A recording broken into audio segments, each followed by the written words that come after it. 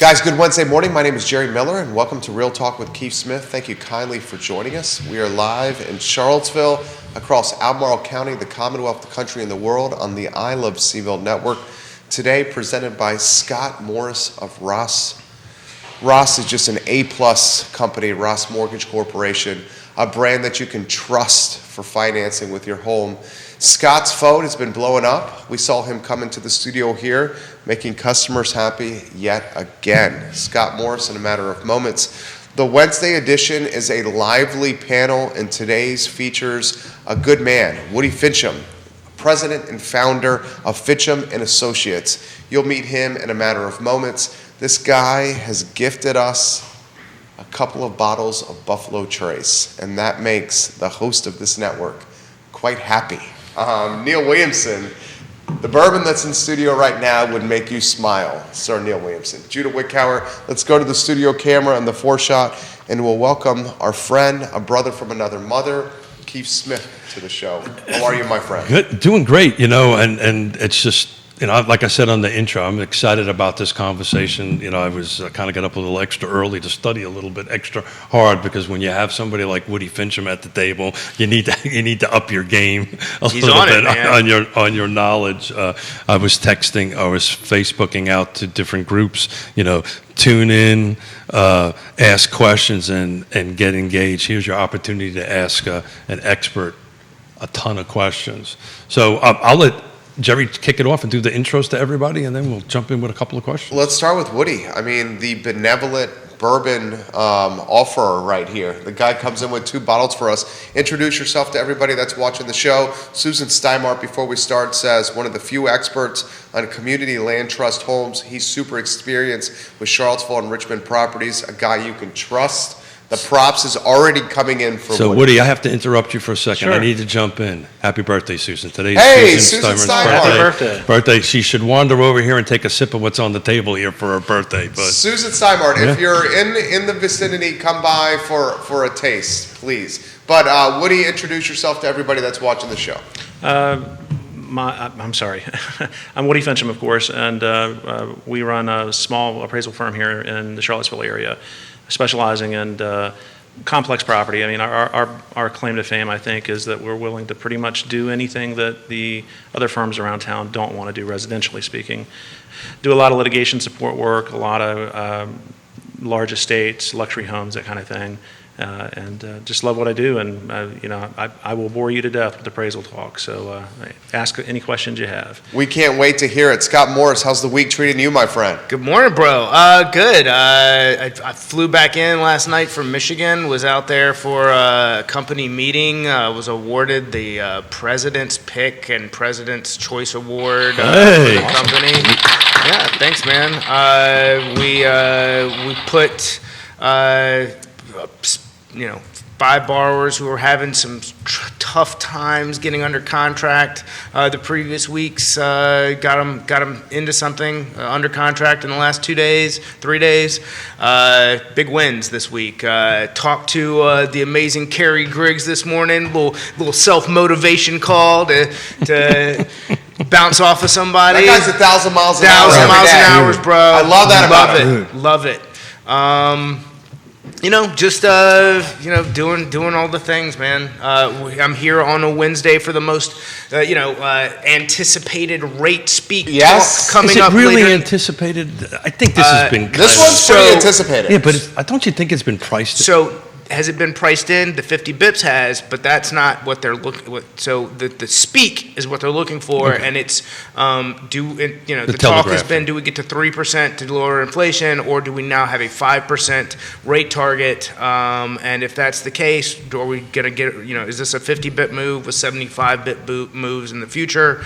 And we're gonna see what that does to the U.S. 10-year. I think since from the time I walked in the door to now has broke 3% again, which we keep flirting with as a let's call it a new technical high over the last 7 days. So I was actually listening to an NPR piece about this. So do you think that the mortgage rate's already baked in this half a point at this point? Has that been baked in like a month ago? So, I mean, it depends on what we continue to see in the bond market. As we Well, at 3%, we know it's going up.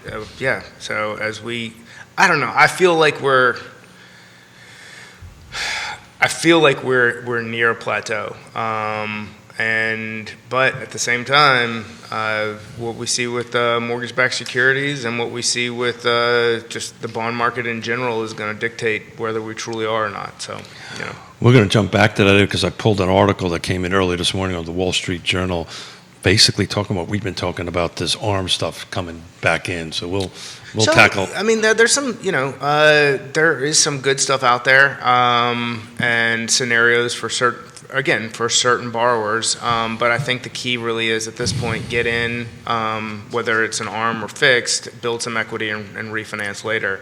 And then also on the ride in this morning, I listened to Bloomberg, one of the big topics of conversation. Honestly, I can't even remember if this was this morning or last night driving in from Dulles, but talking about, it was this morning. Who's the Barbara chick from Shark Tank? Barbara Corcoran. Yes, talking about. Did you just say chick? Yeah, okay. Lady, who's that nice old lady?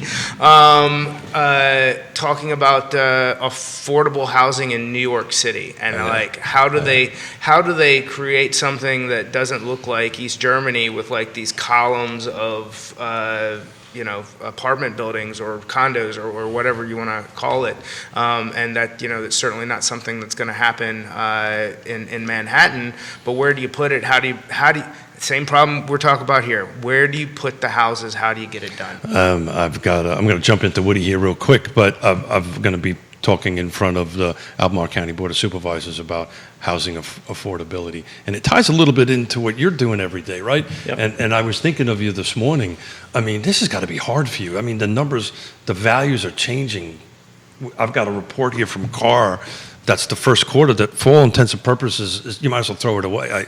It's great work, but it's old news now. It's old news now. So how do you tackle that on a day-to-day basis? Yeah, as an appraiser, you have to be on your game. Market analysis is the main thing that we do anymore.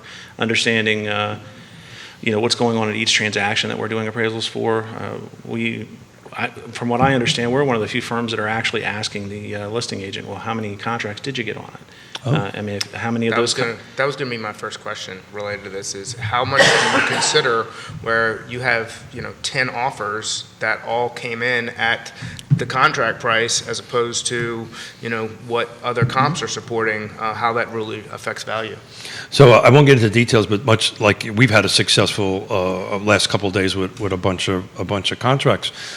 You mentioned earlier, Woody, you're a small firm, and I appreciate that. But you're actually doing some national stuff, right?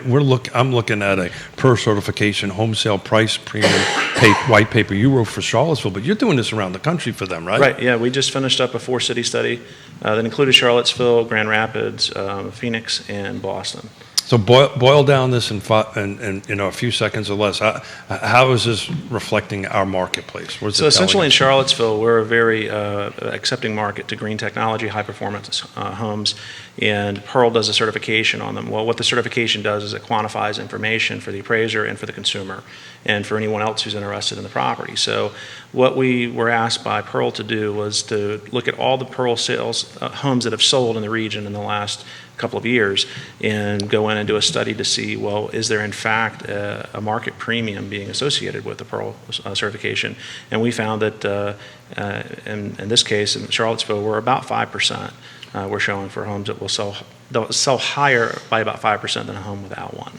So Pearl's also one of our wonderful sponsors on the show, and we've been talking about that for a while. That it runs about 5% anecdotal, from our end of it. We see that in the real world, but this is a white paper, an actual document that verifies that. So if you use Pearl certification, and this, it may or may not be important to you in today's market, but pricing is important, always is, in my opinion. If you can capture another 5%, that's pretty significant. Awesome. It's going to become even more important as the market starts to normalize again. Once we get back to a more competitive market, things like this are really going to stand out on homes when they're being marketed. And that was the big takeaway we had that we didn't expect. Because this is actually the second study I've been a part of with Pearl. First time I've led one. But both studies, we found that the properties that aren't marketed they're pretty much just leaving money on the table, and it's unfortunate, for the consumer. What's a normalized market to you, Woody? Where we're not seeing houses with 10 offers the first day they're on the market. We like to. You never know when you're in a balanced market. It's always retrospectively you can look back and say, well, we were balanced then, but because you're always right in the thick of it. But when you get to like probably 60 to 90 days on market, would probably be a more normalized market. I don't know that we're going to see that anytime soon, though. So I'm glad you brought that up, because one of the questions I was going to ask you two gentlemen, what matrix do you use to determine, where we're making this change from a seller's market to a buyer's market? I use days on market. Some people use absorption rate, how many homes are on the market that it can absorb it. You jump in, I think I heard 60 to 90 days is. That's about what we've seen traditionally, but everything's changed in the last several years. I agree. I mean, the new normal is it's not the old normal. So I don't. So how do you two gentlemen manage that on your end of the transaction? I know how we manage it on our end of it, but from a lender's perspective, Scott, this constant changing, and then from an appraiser's, how do you guys manage that on a daily basis? So a big part of it for me, specifically dealing with the appraisal, is the more competitive, the faster the close date, which I'm very much reliant on the appraisal being turned in 10 days, ideally, in order to hit that. So that means contract received, contract disclosed, appraisal ordered in day 2. And that's just to avoid, if something happens with the appraisal. Now, I think, really 14 to 18 days is probably closer to average. But that's a huge goal in hitting a 21-day close, is making sure we get that back in time to make that turn happen. That's the old normal that I do miss. A couple weeks is fast. I mean, we're backlogged 3 to 4 weeks right now on normal work. That's the problem. It's like drinking from a fire hose right now. Are we short on appraisers? So here's my question. I understood that when we were full of refinances. But with the inventory being as shorted as it is, how have the appraisers left the business? Is that why? Well, the median age for my profession, I'm an SRA designated appraiser with the Appraisal Institute, and it's like getting your master's degree in what we do. And the median age for that's 63. I'm 45, and I'm still a young buck. I've been doing this 20 years, and I'm looked at as a rookie still. So there's definitely an aging out. The biggest problem is after the bust, 12 years ago, the appraisal management company platform got really ramped up. A lot of mortgage companies started outsourcing all of their procurement for appraisals out to these companies. And there are a tremendous amount of appraisers right now that refuse to work with AMCs just because of the problems that arise with AMCs. AMCs are mostly an unregulated industry, and they don't have a good relationship with most appraisers, unfortunately. So for the few folks that don't, or in acronyms, let's try to explain what an AMC is, and so everybody kind of understands what we're talking about. So an AMC is an appraisal management company, and what they are is they're a third party that the lender uses to procure appraisal work. Like with Scott's company, they're a large company. They've got a multi-state presence. They can't know every appraiser in every market. So it's much easier for them from a logistics point of view to hire one of these companies who go out and actually find the appraisers. And a lot of the appraisal management companies have what they call a panel of appraisers for each of the regions that they service. So it's just a way for them to be able to do that so they can concentrate on making their loans and not have to worry about hunting down an appraiser. So I want to kind of jump into something that I think you're going to be talking a little bit later on with CAR, with the Charlottesville Association of Realtors. So from the appraisal perspective, how can I do my job better to help my client, either a buyer or seller, and help you do your job? How can we help work together to move this needle forward? In other words, what's the not shortcuts, it's a wrong choice of words. What can we do to make it more efficient? To make it more efficient. Thank you. Data is what we live on. So if you're a listing agent, you have an appraiser coming out to look at a property, make it available for them, have data for them. If you know that you're pushing price in your particular niche, then it's important that you try to support where you're at, because really what it comes down to is, are there comps available to support what the contract amount's at?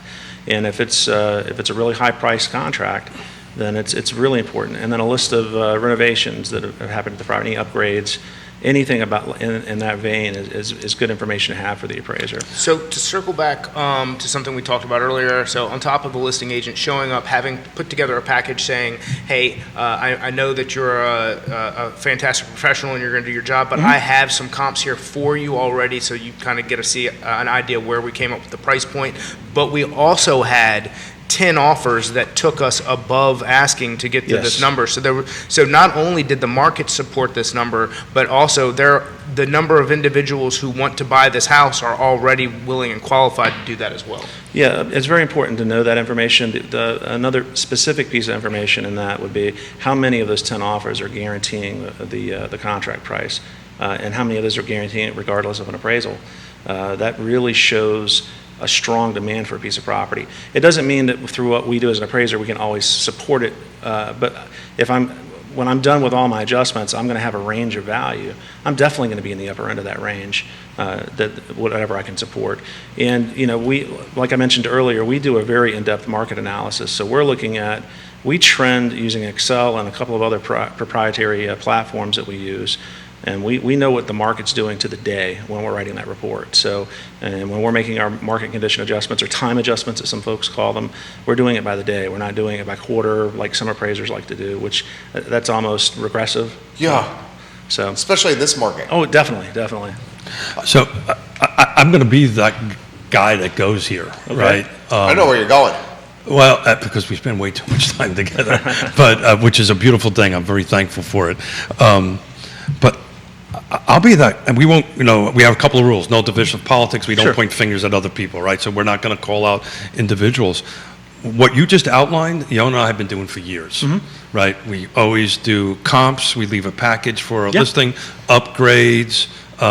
We now are just starting the multiple contracts, what it is, just in basic terms, so the appraiser who's coming to see that knows that. There's a couple of appraisers that get very upset with us that we do that. Yeah. And I don't understand the rationale behind that. Can you explain that? Why do they get upset? There's a real divisiveness between the real estate agents and appraisers, and I'm going to pick on my people here. I always call appraisers God's chosen people because everybody hates us. But we can be more. We don't hate you, Woody. I don't hate you. You brought us bourbon. We actually love you. That's why I brought bourbon. I think it itself is an antiquated part of the process. It can be. So in the end, it's about being a professional. If you're dealing with appraisers who aren't willing to talk to you, that I can only call that unprofessional. Because here's the thing, Keith. I'm sorry to interrupt you. No. Please. When I teach for the Appraisal Institute, I'm out lecturing. I'm talking to other appraisers about what we do in our daily business. I always really try to advocate for working with the agents as best you can, because I'm here to synthesize what the market's doing. I'm trying to figure out, well, what's the market value? How better can I understand what's going on in the market than talking to the agents who are actually working with the consumers? Amen. And they're hearing what they want and what they need. If I'm circumventing that discussion, then I'm just not doing my professional diligence, in my opinion. So I run into very much it's a don't tell me how to do my job. Yes. Whereas you tell me how to build a better mousetrap, and I'm going to be out there catching mice with that thing the next day. And my point in that is, if I'm sending a rebuttal and it's specifically to adjustments, like, hey, you called this deck a patio, and if we look at if we look at the comps, this had this, and can we, we're looking to get $10,000 greater. I feel that it's there, and I run into problems with both AMCs and appraisers in, well, you can't say that because that's going to hurt their feelings. And it's like, this isn't about feelings. This is simply about, can we take an honest look at what's going on here and have a conversation about, these adjustments. Yeah, right. That's a commonality I hear often. Appraisers can be very standoffish about it, just because you're starting to question how they're doing individual things within the report. A well-written appraisal report summarizes everything that they do. So if I make a $65 a square foot adjustment on a home, I am going to also say why I'm doing it how I came about that number. Did I use regression? Did I use extraction? Did I use paired sales analysis? We discuss all of that for everything we do in our reports. If you look at most of the reports out there, though, there's very little commentary in them at all. 100%. And I think what it is when you're starting to really drill down on an adjustment like that, you're possibly exposing somebody for not understanding. They may not exactly understand how they're doing it, and they may just be using the old swag method to make an adjustment. So, we're all talking about arms coming back, right? Mm-hmm. I've got mixed emotions about that. I understand that this could be a good product to help certain folks. I also know that this was part of the time of great unpleasantness that caused that, or part of it anyway. So from the time of great unpleasantness, right, to now, each one of our worlds changed quite a bit. Mm-hmm. So from your perspective, what is different now than it was back then? And then Scott, what is different now, particularly interacting with the appraisers and then So us? one of the things Woody and I talked on before we came on camera is the legality of loan officers contacting appraisers. And it may not be illegal, but the conversation can only be to let's say to those adjustments or to very specific things about the property, which is why it's definitely frowned upon. Because since the time of great unpleasantness and since the rules that were implemented and since the growth of AMCs, these things were all put in place. So if I couldn't call Woody as the guy that I sent to everything and said, hey, Woody, I need this one to come in at X, and if it doesn't, maybe Woody isn't working with me anymore. And that's what got us into trouble. That's what created this. Yeah, that was a very common problem before everything fell apart 12 years ago. The great unpleasantness, I like that. Yeah. Well, no. That's Neil Williamson's watching. That is all Neil Williamson. I've totally stole it, as I typically do on any of his great comments. I'll just claim them as mine, but he actually said it. I think as you guys are seeing here, I'm never short on words. I like to hear myself talk, I think. At least my wife keeps telling me that. It's good for a talk show. Yeah, this is a talk show. Yeah, that's good. I'm always open to communicating and having a professional conversation. If it gets into where it's ad hominem attack or something like that, I don't want to be involved with it, and it won't be. But, I'm always happy to discuss what I do and what my reports say and show. But I understand that's not a commonality in the business, unfortunately. But let's talk process today, right? Your wife says agreed. You do like to hear yourself. Is that Lori? It's Lori, yes. Yeah, she says agreed. She's watching right now. Awesome. Yeah, but look how gorgeous he is. Look how. I love your husband, Lori. I think he's had way too much bourbon this morning. I love your husband, Lori. Yeah. So help me out as a real estate agent, and I won't say the word realtor because I can't do it, right? So help me out as a real estate agent, right? How, we've got, the market is the way the market is. We've got a buyer. Scott's doing the loan for us on that end of it, and we do our thing and we do our presentations on it, and it's kind of going sideways. What can I do to help, right? What can I do as a real estate agent to engage in the process? Can I ask a more specific question Sure. before we get to appraisal? When we say sideways, we're going to assume the appraisal didn't come in at value. We're going to assume that. Okay, so here's a common misconception that I deal with on a daily basis, product related. When you come to value, do you come to value differently on a VA loan versus a conventional loan as No. far as how you get there? And can you talk a little bit about that specifically? Well, I am a VA panel appraiser, and we treat every mortgage transaction the same. We don't try to come in high, low, or indifferent on it. There are differences in what we have to deal with regarding the assignment conditions to some of these, because VA has a very specific set of assignment conditions they require, just as FHA does.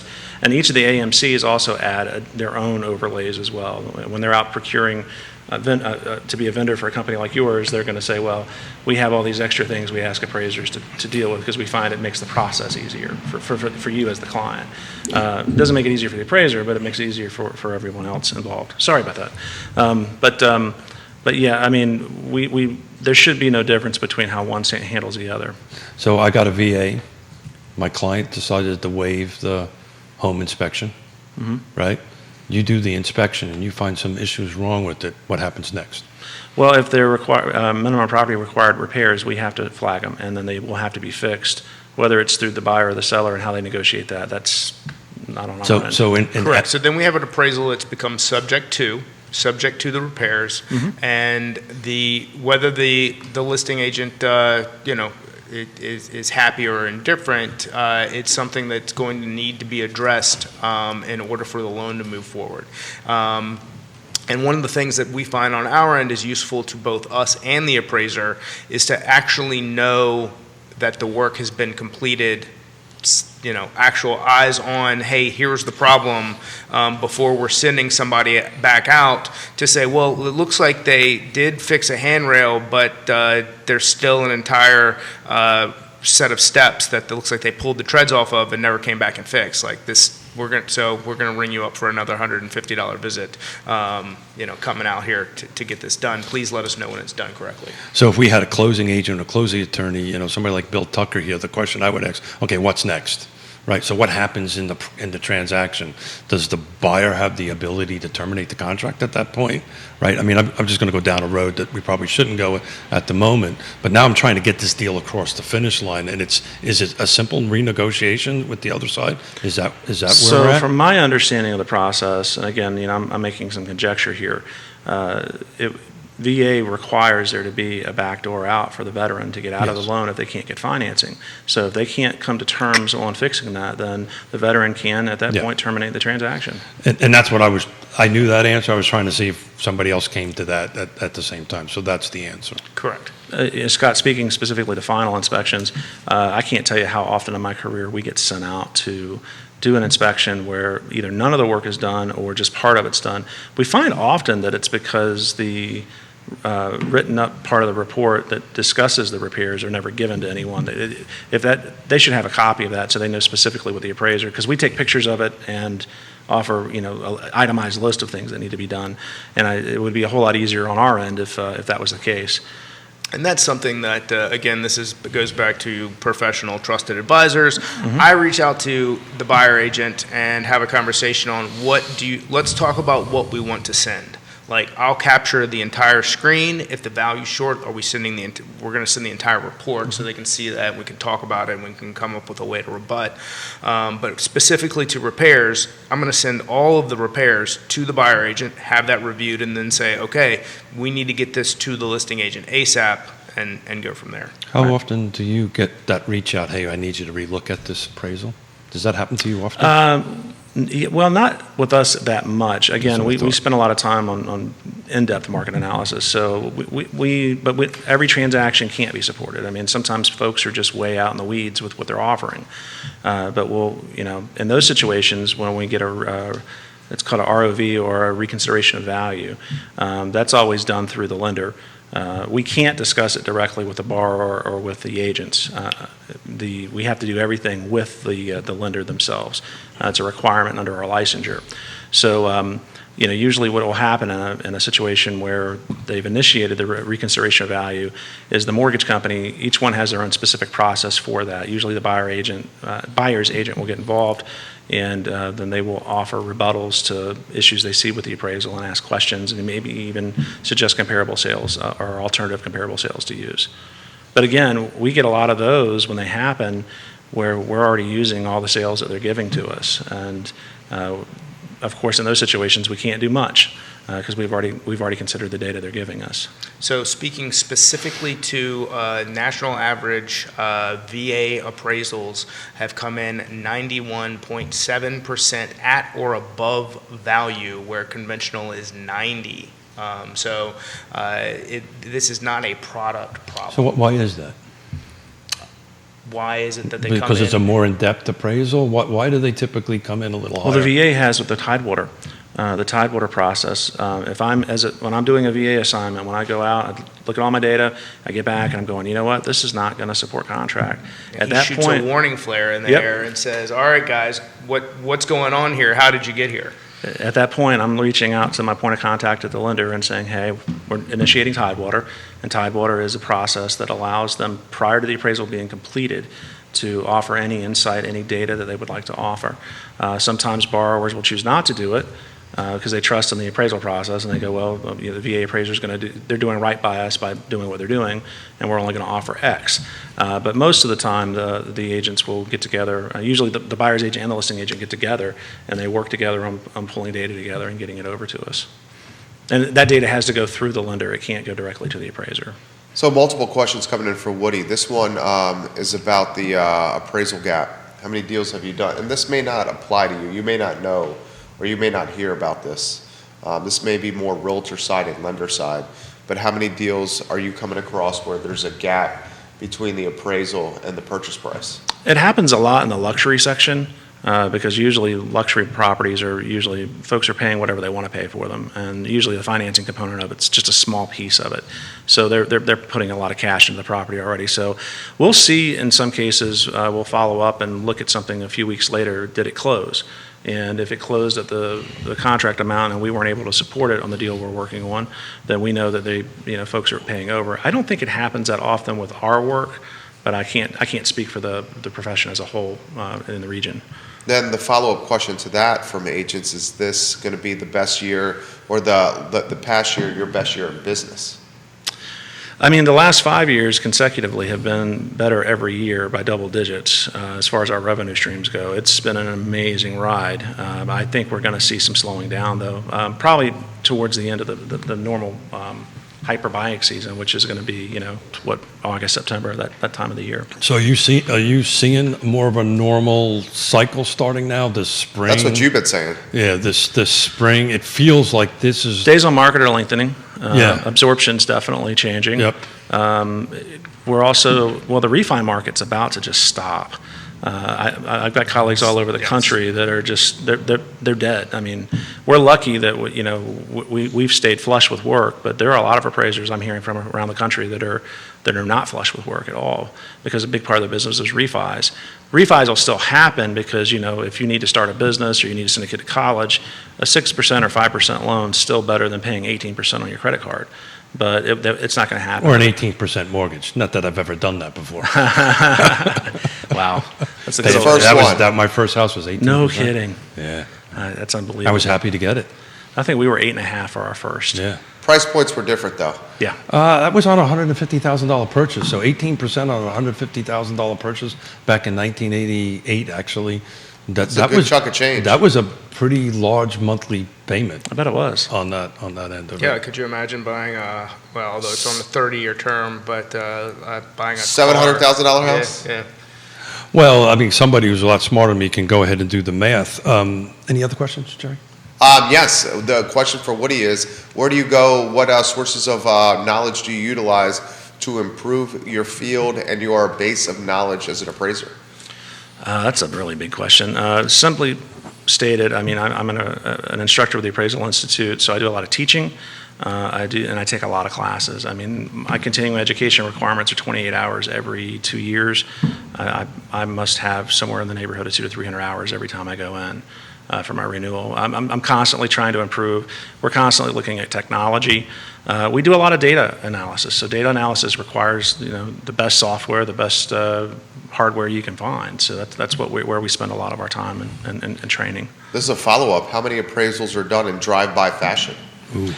Not a tremendous amount, and not as much as many think. And now, the drive-bys are used a lot of times as a second opinion value. I don't know, Scott, do y'all do that with yours? So if, let's say, an FHA loan, and we've had 100% increase in value in 180 days and it requires a desk review, there may be, if the desk review is from a local appraiser, they may do a drive-by for something like that. Yeah, we're not seeing a lot of them. It's just the work. Since the COVID protocols have shifted back to normal, we did a lot of drive-bys during COVID, but you kind of had to do that. Yeah, that was a whole different scenario yeah. on that end of it. Yeah, but it is changing. We are going to see Fannie and Freddie have got some major changes coming down the pipe over the next couple of years, and we're probably going to see some more of those alternative valuations being used. So I was, not this past weekend, but the last weekend, I was at the UVA baseball game when they were playing North Carolina, and the guy turned around and said, "Ain't you this guy, yada, yada, yada." And the first question after he said, "Well, I don't want to bother you with your family, but," he goes, "Are we in a bubble, right?" We get this question asked all the time. Since you've been in the business since prior to during the last process, the last time of unpleasantness. I'm going to talk about some numbers today with Albemarle County Board of Supervisors.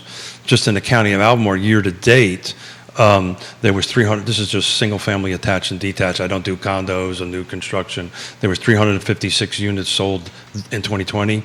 Last year was 462, so we're negative 100 units. So the selling inventory's down, but we're up $26,000 in value over that end of it. And the question is, first of all, the whole conversation about housing affordability is a separate thing, but are we in a bubble? From your perspective? I mean, you look at this by the minute. I don't think bubble is the right word. Bubble seems more hyperbolic, I think. I don't know that we're in a really dangerous market. Like we knew 12 years ago, 13 years ago, we were in a dangerous market. There was no question then. I had lenders taking me off of their list because we were one of the first firms, at that time we were in Virginia Beach, that were actually starting to show a decline because we actually chart our data out and we were showing where the pinnacle was and where it's now dropping. And it caused a huge problem for our firm at that point, but we had to tell the truth. I don't anticipate it this time around. I think we're going to see some normalization for sure. But I think it's just going to get back to a normal competitive market, hopefully. The big unknown right now. What is normal, though, to you? 60, 90 days of days on market, and not having 10 offers the first day something's on the. So I ran out the last 11 years, and the same year-to-date time back to 2011. And the median, not the average, but the median days on market in 2011 was 75, 1078. 978, 2014 was 60 days on market. Right. I think Albemarle County is 60 is when you start hitting 60, that's when this is going to flip. Not closer to 90, I think closer to How about 60. a follow-up for Woody? What concerns you about this market? DJ Carlisle giving you props, Austin Cockerman, is it Charissa Kwan? Bill Garber, all giving you props here. You got 4 states watching you on the show here. What concerns you about this market? Well, I'm a little flattered. Bill Garber is our chief lobbyist for the Appraisal Institute. Thanks for watching, Bill. And Carissa, too. She's up in Long Island. You said that wrong, by the way. What's that? You said Long Island wrong. Yeah, he's from Long Island. The New York, the Yankee in him comes out. Sorry about that. Yeah, No this is where you worries. say, Keith, don't interrupt the man over there. What's concerning me now really is housing affordability. If I had to put any concern on anything, it's that. Rent is ridiculous. Yeah. It's outpacing everything. Yeah. And we've got so many corporate investors getting involved. If you're a first-time home buyer, you're competing against investors that want to own a portfolio of homes in that niche of the market. And boomers. Yeah, and you can't. What are you going to do? Who can afford $2,500 a month when you're working, your first position out of college? And I just don't see it being tenable. We can't be specific because on a piece of property, but we put a piece of Yonna actually put a piece of property in Fluvanna County on the market, low 2s. Did it fly? Oh my God. Yeah. I'm sure. 40 showings in 3 days. Oh my gosh. Multiple offers, lots of cash offers, lots of investors, as you were just stating, wanting to buy without even looking at Over it. ask? Over ask. Oh, yeah. Sure. Short-term rentals, too, are driving that market tremendously. If you're in a subdivision or neighborhood where you can do them, we do all kinds of, I mentioned earlier, we do a lot of luxury property, where you get a lot of properties out in wine country where they'll buy them up and they use them for, short-term Airbnb rentals. And they're making revenue streams, over $100,000 on those things. It's amazing what they're doing with them. Jump in here, Scott. Bubble, no bubble?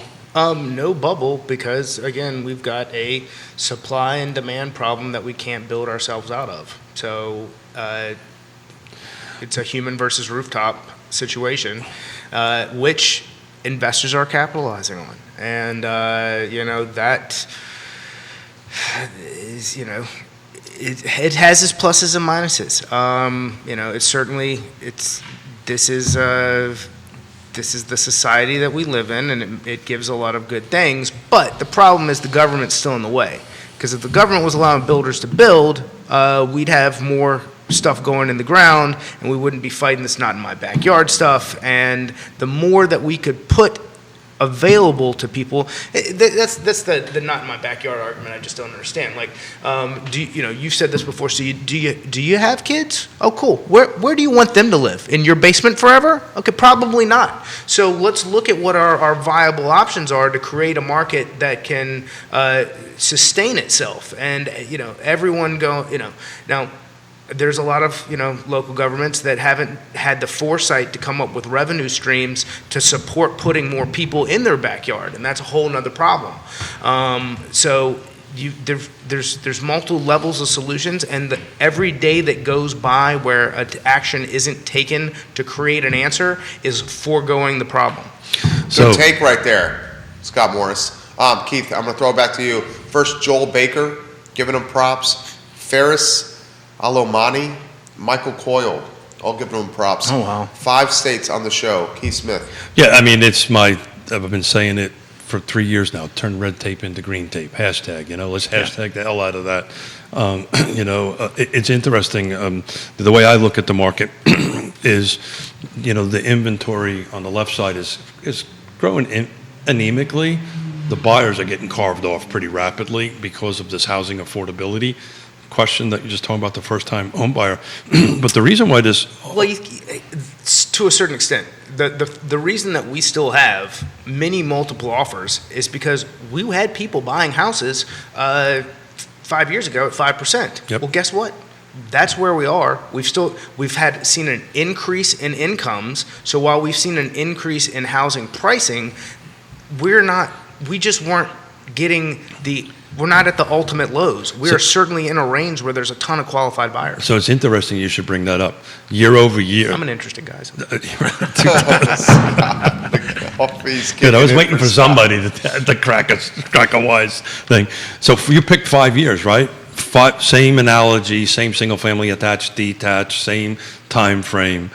329 units were sold in Albemarle County. That's only an 8% difference than this year to date on it.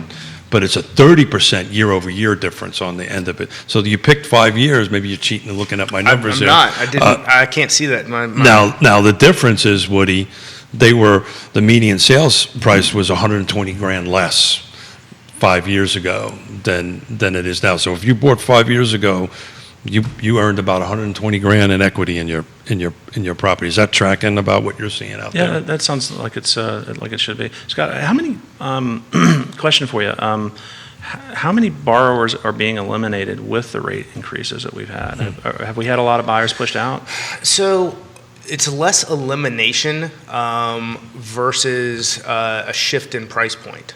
In fact, I'm starting to see many calls come in from, hey, I was working with such and such, and now I'm being told that my price point's $40,000 less than it was. Can you help me see if there's other options?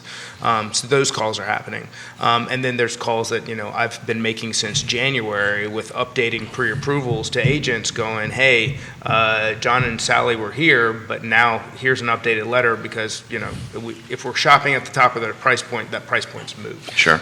So what we're seeing is more cash coming in, not necessarily cash buyers, but what they're doing is, maybe we could talk about this, buying rates down, or instead of borrowing 100% or 97% of it, they're bringing a little bit more cash down because their monthly payment then gets in line, right? They're trying to bring cash to the table to get to that. At least that's what we're seeing. More money taking out of 401ks, gift funds so let's say we were at 300, or let's say we were at 320, now we're at 300. How do we get back to 320? So looking at creative ways to do that. Neil Williamson, to Scott's point, Albemarle County's shrinking development area will be exhausted by 2044. I'm exhausted talking about it. And he shares a link to Free Enterprise Forum. Yeah. 2044. I think exhausted. I think it'd be sooner than that. That's terrifying. Yeah, I think it'd be sooner than that. I think there's a lot less actual land in that 5% than everybody thinks. Neil probably knows exactly what it is, but as we talk all the time, there's not that much developable land within that remaining that balance of 5%. And that's commercial and residential. Correct. Right. Yeah. Which is important to emphasize. So, Woody, what's the rest of the year look like with your crystal ball and into next year? Well, through the summer, I think we're going to continue to be really busy. The refis, again, they're tapering off. We're still doing them, but they're definitely decreasing. We're still seeing a tremendous amount of activity in the jumbo market, though. Our firm does a lot of that work, and that's not going anywhere. And that typically is pretty insulated from the other markets anyway. I think we're probably going to start seeing more of a normal market in the fall and then going into the winter. Winter typically is a slower season. Seasonality, it's slower for us here in the region.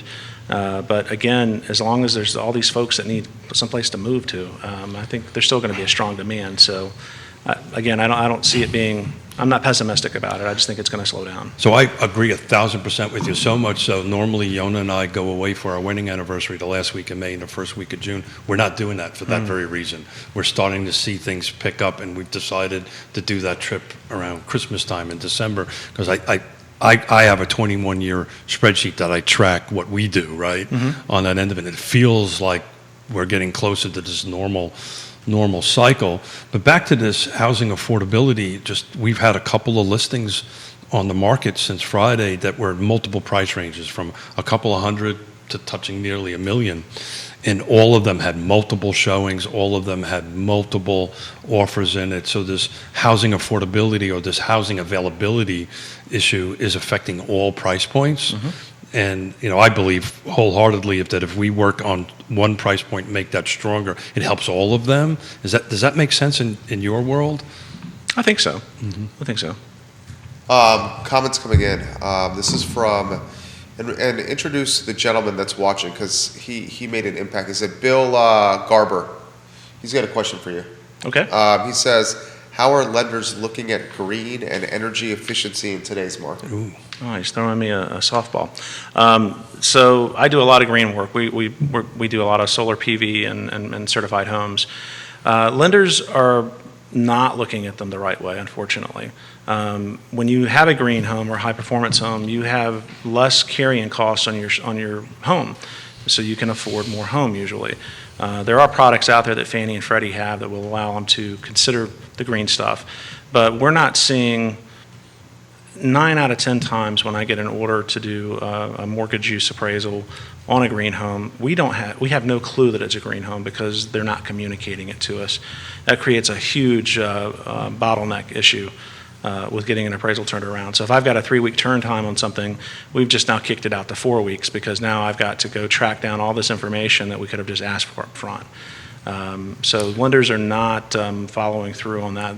That's why Pearl is so important, right? Right, yeah, right. So because they come with an addendum attached to it, and for a very reasonable price, I have that in my package that I'm putting down on the counter when you come in to take a look at it, and then that helps your valuation. Yeah. But without that, it's difficult. Yeah, and there's definitely, here in Charlottesville, we're the leading edge, I think, in the country with just how much green impacts or high performance homes are impacting the market. There are a lot of them here.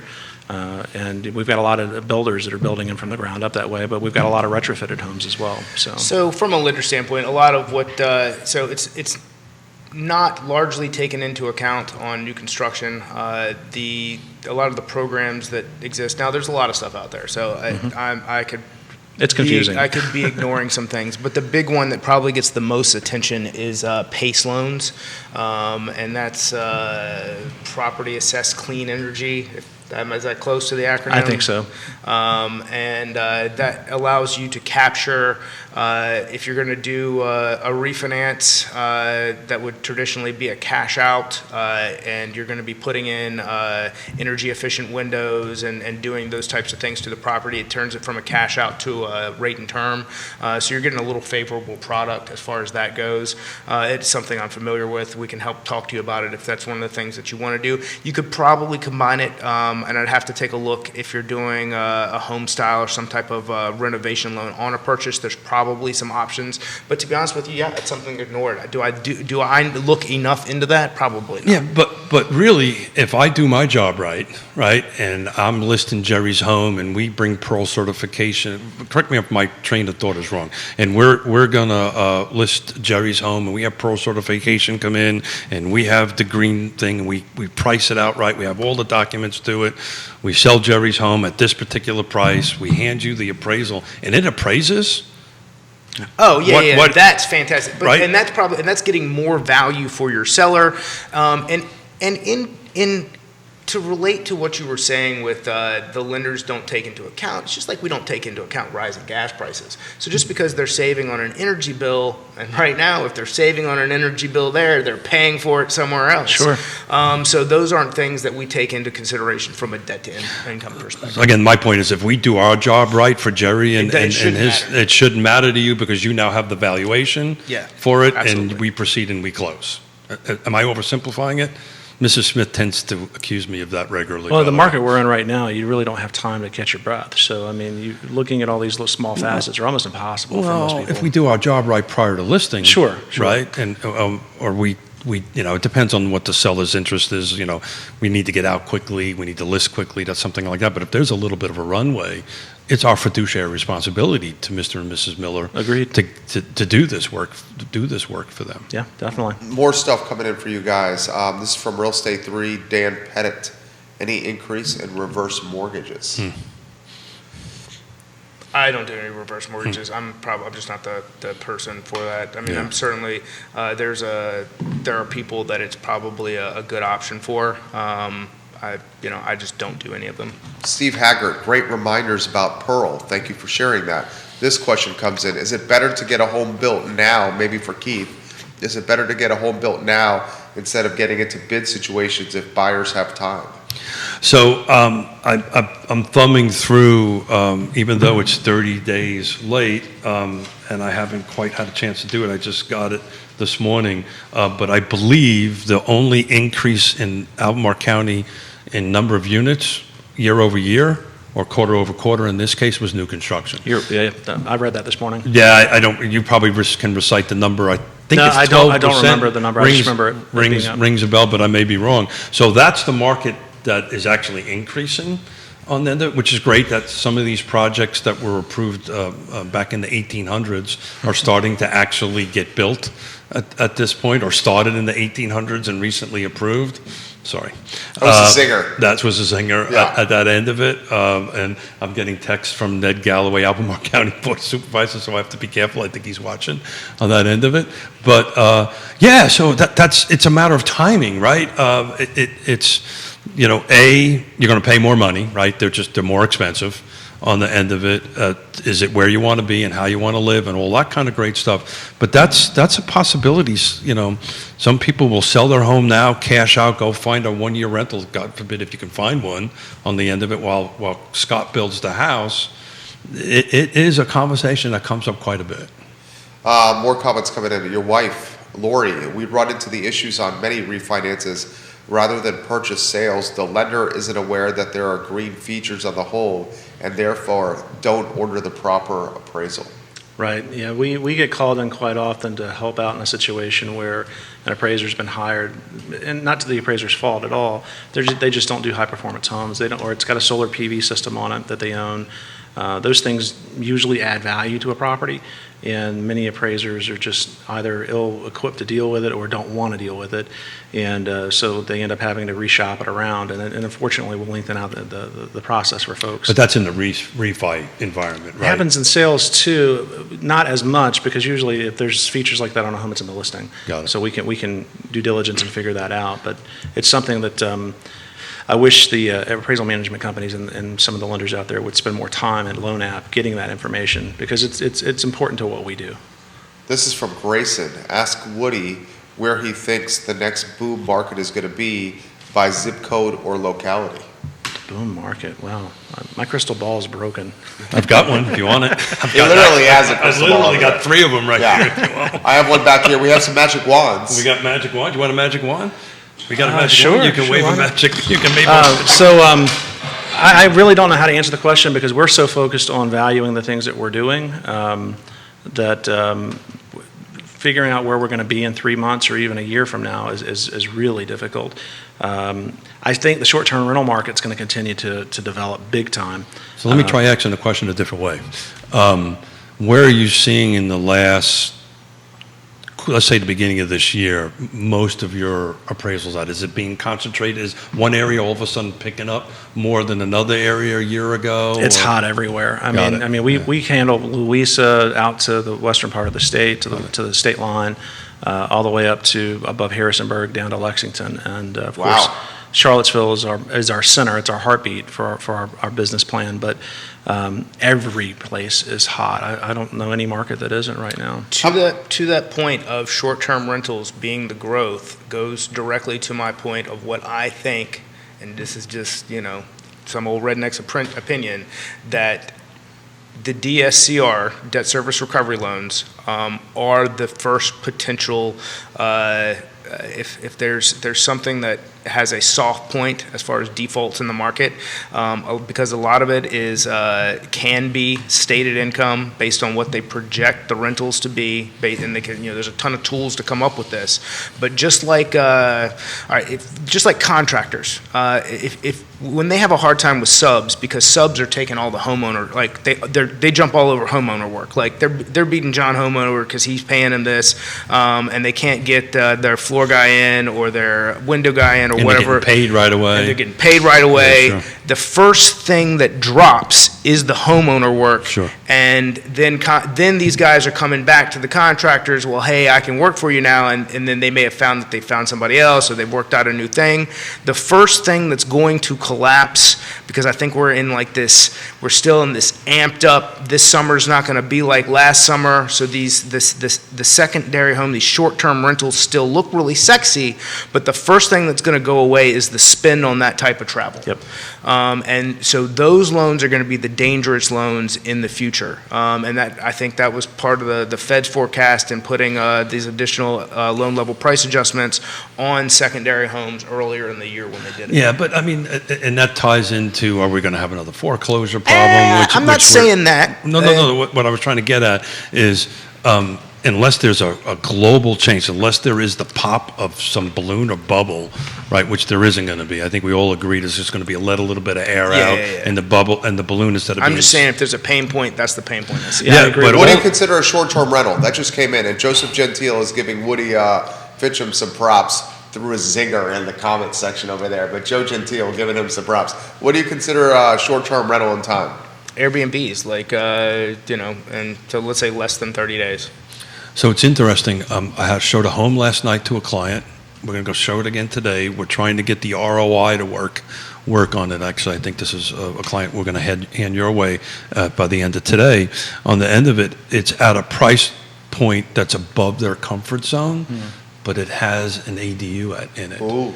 And we're looking at, okay, well, if I short-term rental this with some sort of return, you'll never know about it. Plug my ears and go. Yeah, Let's talk about your ability to afford this, and then your opportunity on the other side. Let me try this a yeah. different way. They can support the home Scott on knows how their to own play the thing. game. Fantastic. That type of thing. What they're looking at. Good for them, and I can't wait to talk to them. There you go. So what they're looking at to make justification to them with the monthly payment No, they want to be at. that's the same thing. And I'll tell them, just like I'd advise you, like I was advising a family member. Look, if you can't afford this, here's the path. And if you have the opportunity to take advantage of these things, that's great on you. So I misspoke. It's not that, right? And Scott, I agree with you. I mean, the short-term rentals are the best opportunity to see a good return. However, it's a higher risk situation for most people. And if we look at any foreclosure data out there over the last 20 years, secondary homes are going to be the easiest thing for someone to walk away from if they get into a financial So I situation. think 100%. I think that's going to be the influx of foreclosure is the second homes that people got. But all that's going to do is help our inventory, right? Yeah. Because they're just. Should. It's not like it was when there was way more foreclosures. Probably that- seeing more renovation loans too, like 2 or 3Ks and things Yeah. like that. Talk about that. Contact Tyler Sipe at Ross Mortgage. Tyler is immersed in 203K, and it's something that I want to reach out and help everybody with. So there, you got a couple different options depending on the amount of money that you're looking to add to it and the amount of the scope of the work. There's a subject to appraisal. So let's say we're going to go in and buy this $180,000 house. We're going to do $100,000 worth of work, and we're going to have a $280,000 value. Would you tell us a little bit about how that works for you coming up with the projected value based on either the contractor's bid or the HUD consultant's project, and what you do there? Yeah, sure. I got to give props out to my older brother, Danny, who is one of the most respected 2 or 3K consultants out there. He works the whole East Coast. But anyway, brother, love you. So with that, what we do, we go in and look at the property as it is. We usually with the renovation, we're doing an as-is value of it as it sets, and then also what Scott's referring to as a subject-to value. And what that is we're given all the plans, specifications, and everything that's going to happen to the property, and we do a value as of today, what it should be worth today when the work's complete. Usually, a big renovation can be 6 months, 12 months long. So if the market's appreciating, your value actually should be a little higher when it's all said and done, but we're doing it's a hypothetical condition is what we're valuing it under, and just saying, okay, this is what it's going to look like, this is what it's going to have, this is what it's worth in today's market. Similar to new construction, right? Yes, exactly the same. So if those who are getting new construction loans, that's the format that you actually follow still? Yeah.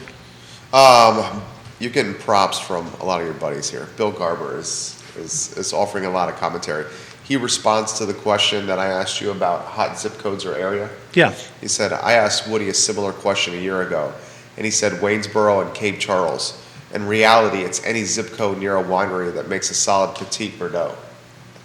I like his thinking. Tell me about Cape Charles. Do you know much about Cape Charles? When I was in Virginia Beach, we used to do quite a bit of work up there. That's more than 10 years ago, though. I used to own property and develop down there for 2 decades, from 87 up. It's a beautiful area. Time. Yeah, I love it down there. Love it down there. Yeah. This question, soft price points, any at all? What price points start getting a little softer? And then Ricardo Cruz Duran, Mr. Fincham, Megan's giving you props at UVA CCU right now. That's my Community Credit Union. Megan has given you some props. They're watching you over there. That's my daughter-in-law, and she's given us a wonderful grandson in the last year, and we have another one on the way. So, isn't that awesome? Oh, it's the best We thing could do a ever. whole show just you and I about grandkids. I love my grandbaby. So the UVA Community Credit Union watching Fincham and Associates here. Is there a soft price point, a threshold where the price point gets soft? That could be for all three of you guys. Let's use affordable. Let's say affordable, because soft can mean a lot of things. Like I think the $1 million price point is a little softer when it comes to getting offers accepted, but I don't think that's in line with the question. So I think the question is probably more related to affordability. Where do you think affordability lies? I think it lies in Powhatan and Goochland and Buckingham. I think that's The ag communities, definitely. So I guess the first question is, and the interest rates will probably impact that. What is affordable, right? What is that affordable number? And it means different things to different people, right? 100%. On that kind of thing. But definitely, even out in Buckingham County, we've talked about Buckingham regularly. There's not a lot of product out there to buy. I mean, it's not. That rubber band is stretched out. COVID pushed a lot of folks out of metro areas into the, if they have high-speed internet, you can work from anywhere now. No, Nelson County, they really hit at the right time when they put that trunk in there. And that high-speed trunk has really opened it up. The entire time I've been in Charlottesville, Wintergreen's always had a year's worth of inventory on the market. Oh, yeah. There's none at all. Did you ever expect that to happen? No. I've been here for 35. The HOA fees are so expensive up there that it's sort of pushed people away from it. I've had friends sell condos there that blew my mind. Same here. I've been in this market for 35 years. I would have bet you $1 million that would never happen, and darn it, it's happening, and it's flipping, which speaks to the availability and the affordability part of it. Do we have any other questions? Because I got something. No, go ahead, please. So I've been meaning to ask you this question for a long time. Yes. About a year ago, I helped our daughter buy a house up in Connecticut. My wife and I helped them do that. They didn't take my advice and use a local lender. They used a national lender. I told her, do me a favor, don't love the house until I hand you a set of keys. The appraisal came in, this was a year ago, well, maybe 2 years ago, came in 50 grand under. She starts crying. I said, let's thank everybody. Let's hold on to the deal. Let's get a new lender. We got a new lender up there. Appraisal came in $50,000 higher. There was a $100,000 delta between the first appraisal and the second. And the only difference was One was a national company, and one was a local lender. How does that happen? Dude, that's a great question. I had a local guy in Winchester come in $30,000 low on something that and this is what the agents, my roommate from Quantico in the Marine Corps, and I said, bro, just go get another lender and get another appraisal. And they came in. That's what they did. They come in and they came in at value. And this is a specific one where I was like, look, the adjustments are not good. This is, you can't condemn it for performance, but it's not, there's nothing legally bad about it, but it's not a good appraisal, and that was confirmed. So we did our normal thing, right? And I had the listing agent, I said, look, do you mind if we put on the thing, all the improvements and all this? And we did all of that. The only difference was the local lender had a local appraiser. The other one drove like an hour and a half to get there. That's the AMC problem. They're using an appraisal management company that has a very distant relationship to that market. They probably don't have anybody. So they panic when they don't have someone boots on the ground there, and they just start calling appraisers. The unfortunate part about what we do in my profession is that lenders have to use you. They don't want to use you. I think we're a sticking point in the process. That's a pretty accurate statement. They're required by regulation to use us, so it's just a checkbox for them. There's not a lot of impetus being put on qualified appraisers. It's if you have the credential, and you could have gotten your credential 30 years ago, and you've not done anything to improve yourself in those 30 years, and you're still doing things the way you did it back then, that doesn't work in today's market, unfortunately. Local lenders are always going to want to work with local appraisers. They're not going to bring someone in from 4 hours away to do it. We charge more money on any assignment than some of the folks that come to, I've said, because we review appraisals. We get hired to review other appraisals, and I'll see where someone's they're coming from 3 hours away making half of what I'm making to do the same work. Yeah, I can't, so we on our end of the world, I can't help Jerry buy a house up in Norwalk, Connecticut, right? That's where my daughter and son live. So I made a relationship with a Jerry over there, a real estate agent over there, that ultimately made a relationship with Scott Morris over there, that we got across the finish line on it. But I don't understand how that's allowed to happen. It shouldn't happen, but it does. Yeah, and what can I do as a real estate agent if that happens? I know how I did this one. I convinced my daughter and son-in-law to use a different lender, and it worked out. But is there any other tools in my toolbox I can use to help? Well, a couple things you could do is hire a local appraiser to do a review. But can I do that? Sure, but then you still could be up against another local appraiser who has a different opinion, and that's why I think that's my problem with the system. The fact that the Winchester property is a perfect example of where I use someone local in Winchester, and then the next guy uses somebody from out of DC, not local to the market, but puts a number on it, and again, I saw the second appraisal. It was in line with what the first one should have been. Right. Just because, now, you're very busy. Let's say you're so busy, you give me a return date of after the closing date, and I go, and I'm dealing with the AMC, and I go, look, guys, that clearly doesn't work. Find me someone who can get it done by X date, and that's part of what we're up against. Well, just remember, if you need fast and cheap, you're not going to get quality. I mean, that's really and I understand you're under tremendous deadlines with what you do, and you've got to meet your closing dates. I love that saying. You can get it good, fast, or cheap, but you can only get two. Yeah, it's a three-legged stool, right? You're not you going get to what get you all pay three. for. You get what you pay for. So Kevin Higgins has one for you guys. He's from Greenwood, Virginia. Charlottesville is now a bigger destination for weddings, breweries, wineries, cideries, distilleries. Do you think the Airbnb market will expand here? And if it does, how does it impact your business, given inventory levels? I mean, it's already expanding very well. I mean, if you go around Veritas or any of those wineries out in the western part of the county, I mean, there's a lot of short-term rental property out there. I can't quote the exact number, but we are many thousand hotel rooms short in here, and until that gets caught up, and I don't think that's going to happen anytime soon, the Airbnb market is just going to keep on going. Here's a wild question for you, Keith. With your connections, Did you say a law question? a wild one. He said wild. So Virginia Beach just put in new regulation with Airbnbs and properties like that. They're losing out on lodging tax and Yeah. hospitality tax. Yeah. What do you think the temperature is up at this part of the world for that to ever happen? Because we're not getting lodging tax on these folks coming into town. So the gentleman that could really answer that verbatim would be Neil Williamson, and if he's And still he's watching, and yeah. if he's still watching, he can chime in on it. I can't quote which jurisdictions, but certain jurisdictions do now have quote unquote room taxes on it. I believe it's Charlottesville and Albemarle, but please don't write that down as verbatim. Neil Williamson will definitely be able to share that Gotcha. that information. It's very, very funny. We had the same conversation with Chris Fairchild and Tony O'Brien with Fluvanna County Board of Supervisors.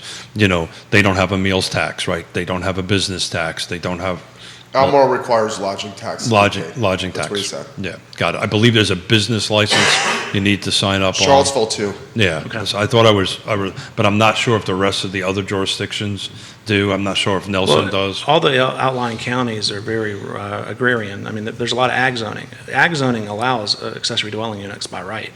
So it's very interesting. I had that conversation about this property we were talking about that happens to be in Fluvanna County. And Fluvanna County happens to be one of the few counties that are way ahead of this auxiliary dwelling unit ordinance. Good for them. Yeah, it's well, you know. I didn't know that there was something in that column, but I'm Yeah, very proud of them. You know, a blind squirrel finds a nut every once in a while. I'm from Fluvanna. I grew up there. I have a love-hate relationship with a lot of the things. Don't that get them they've done. talking about water. Yeah. No, Don't get them talking Well, about I was just water. going to bring up the water main that we need in the northern part of the county so we can actually have commercial development. Here's Lake Monticello.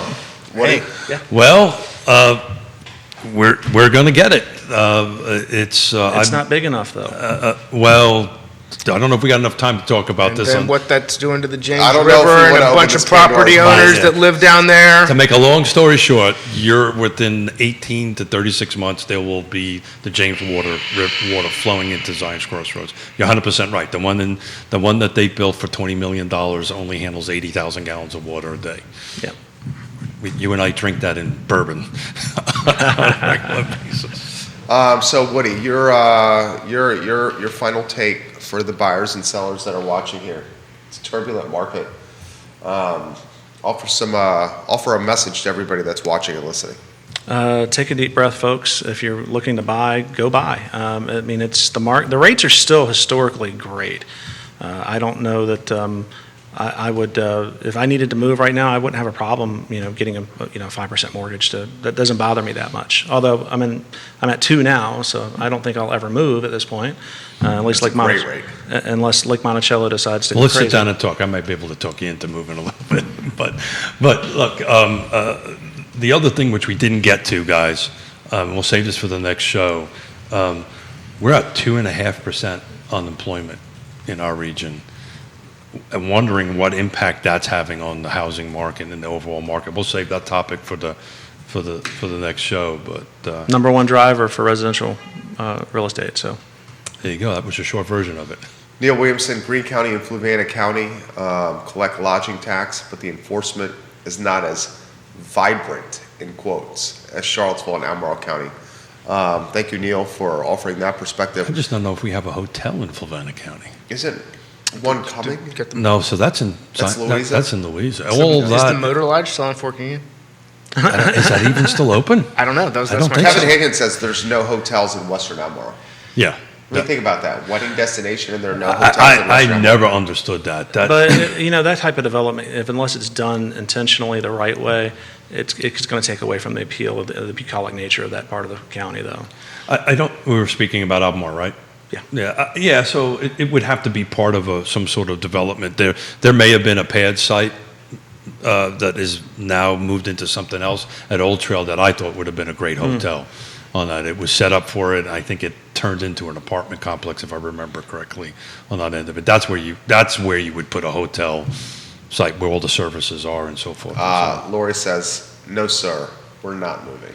What do you have the closest things? Like, what's the Howard Johnson that used to be on Skyline Drive? It's been vacant for 100 years. The hotel that is like, well, I don't know what they're doing with it, where that water tower is when you're going over the mountain. Yeah, that's been that way for 35 years. For a long time. I think there's some crazy brownfield thing going on up there, if I remember. There's something going on there because I do amateur photography. So sometimes if the sun's setting the right color, I'll go up there and take photos. There's people going in and out of there. I don't know what for, but well, there's that. What is it? What's that building that's up there? Swannanoa. Yeah. It's Yeah. the sister to Maymont, from when people were like real barons and building like. It's actually a pretty cool structure. It's amazing. Yeah, it is. It's amazing. Did the Fork Union Motor Lodge close? So no. That hotel? So maybe yes and maybe no yes. So I know Kevin's talking about that. Yeah. So now. Fork Union Military Academy bought it, and that I know for a fact. And they use it for when the parents That's come. for the parents come. Yeah. Yeah. It's not open. So that's a great question. I've been living there for 30. I don't think there is a actual hotel in Flavanna I don't think County. there is. Wow. So if you've got a room tax, a hotel tax, but no hotels. Which is Maybe- odd. Excuse me? That's odd. Well, maybe they've set it up for the future. There's plenty of room on the southern side of the exchange at Zion's to build some There hotels. really is. There really is. It's all, Yeah. I've been talking about that All for right, 20 years. so how about them Mets? So that's a topic for another day. It is. I know Jerry's got another show to do, and as usually these things run way. Because we're having fun. We're having fun. Yeah. Thank you, Yeah, gentlemen. Woody, you were great. Thank you. Absolutely. Woody Fincham, guys, is great. Scott Morris is always great. Ross Mortgage, guys, and Keith Smith is fantastic. Keith, Friday show. Yeah, so Friday show. Thank you for asking. We're actually, yes, Realty partner. We're being part of a car show on Saturday that we're going to be. The proceeds are going to be supporting the Albemarle County Police Foundation. So we're going to bring in a couple of agents, an insurance guy, and Chris Eagle from our office, and we're going to talk that up a little bit. And Founding partner? Founding partner, is that what you call it? No, I think Charter partner. Charter, yeah. Charter partner. I think founding would be Yonna, and Quinn. Chris has got a big car show coming up this weekend. doesn't he? That's what he's talking That's about. what I'm talking about. Maybe it's just Yonna and Quentin, and I just tag along on the founding part Charter of that.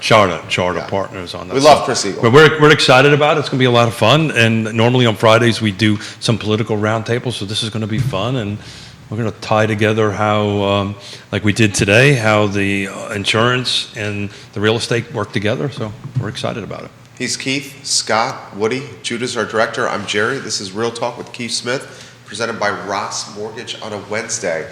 Thank you kindly for joining us, guys. Have a good morning. Take care. Woody, thank you. Woody. Yeah, good excellent. show, man. Fantastic. That was fun.